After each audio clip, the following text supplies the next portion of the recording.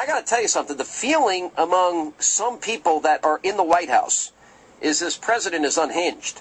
Don't boo, vote. Vote. Voting's the best revenge. Some of you guys know he's you know, sort of a mastermind, a campaign organization, and we were talking about how as the campaign goes on, we become less relevant. I'm sort of a prop in the campaign.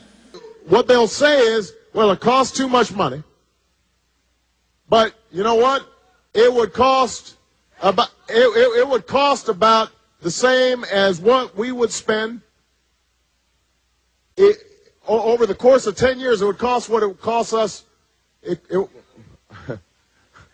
All right, okay, we're going to. It would cost us about the same as it would cost. Our rage at the white world needed no object, he seemed to be telling me, no independent confirmation. It could be switched on and off at our pleasure. How can a president speak the kind of poetry that President Obama does about the rule of law and call for the power to indefinitely, preventively imprison people because they might commit crimes in the future? How can those two things coexist in the same man, even in the same speech? So I read the book to help me understand what it is that makes white people so afraid. They're demons, the way ideas get twisted around. It helps me understand how people learn to hate. The Democratic presidential hopeful laid out his vision for America's place in a new world order. We cannot continue to rely only on our military in order to achieve the national security objectives that we've set. We've got to have a civilian national security force that's just as powerful, just as strong, just as well funded.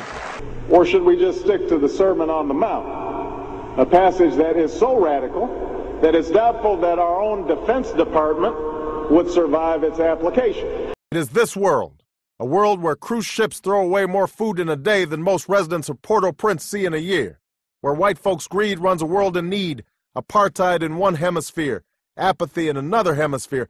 That's the world on which hope sits.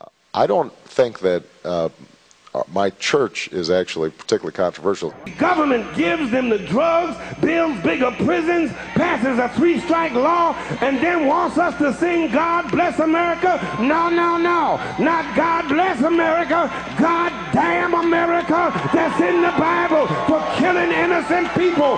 God damn America for treating us citizens as less than human. The point I was making was not that my grandmother harbors any racial animosity. She doesn't.